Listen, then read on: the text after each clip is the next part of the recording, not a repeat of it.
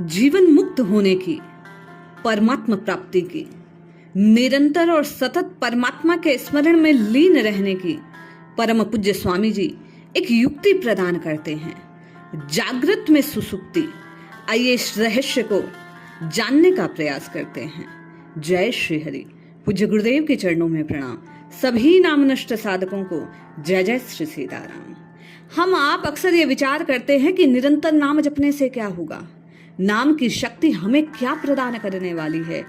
आज स्वामी जी बता रहे हैं कि साधक जागृत में सुसुप्ति इस विधि द्वारा है को प्राप्त कर लेता है और है को जानते ही मानते ही जीवन मुक्त हो जाता है।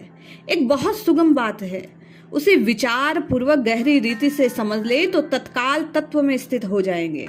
जैसे राजा का राज्य भर से संबंध है, वैसे ही परमात्मा तत्व का मात्र वस्तु, व्यक्ति, क्रिया आदि के साथ संबंध है।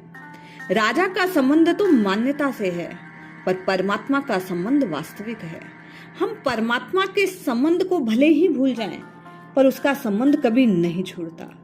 आप चाहे युग युगांतर तक भूले रहें तो भी उसका संबंध सब में एक समान है।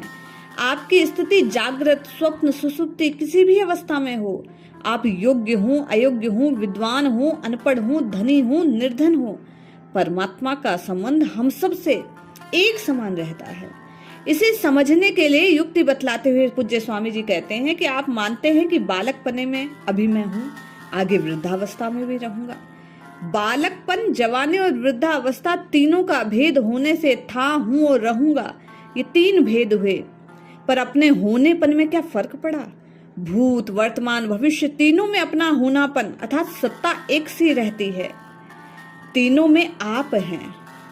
अतः आप कैसे भी हों, कैसे भी रहें, आपकी सत्ता एक समान अखंड रहती है।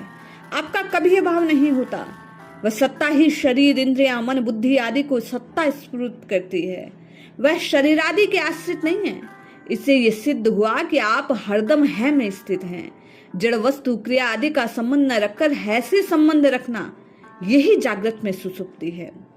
वह सत्ता मन, बुद्धि, इंद्रियों, शरीर की क्रियाओं में अनुश्रित है। वही मन, बुद्धि आदि का प्रकाशक आधार है।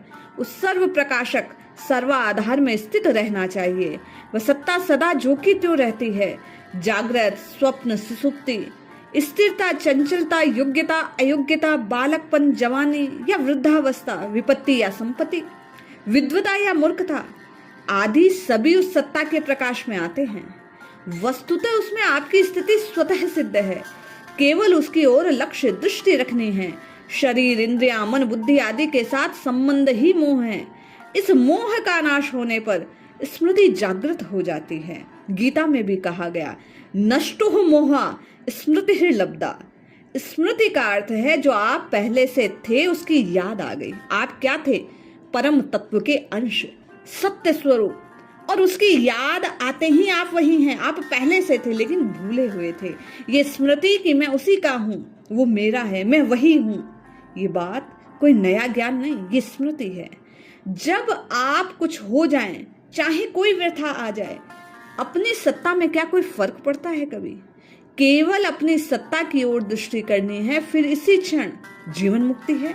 इसमें कोई अभ्यास करने की आवश्यकता नहीं। पूज्य स्वामी जी कहते हैं, सत्ता की ओर दृष्टि न करें तब भी वह वैसी की वैसी रहती है, पर उस ओर दृष्टि न करने से आप अपनी स्थिति, क्रियाओं, पदार्थों, अवस्थाओं आदि में मान लेते हैं।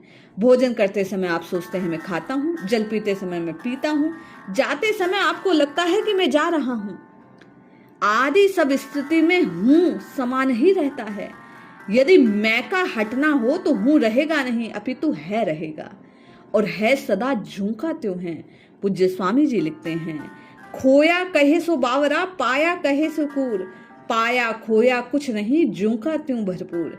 इस है में स्थित होते हैं अखंड समाधि, जागृत में सुसुप्ति हो जाती है। अब हम आप सहज रूप में समझे इस है में स्थित होने की युक्ति क्या? निरंतर नाम जप। जैसे जैसे आप और मैं राम राम, कृष्ण कृष्ण, हरि हरि जपना आरंभ करते हैं, इस है में स्थित होते जाते हैं।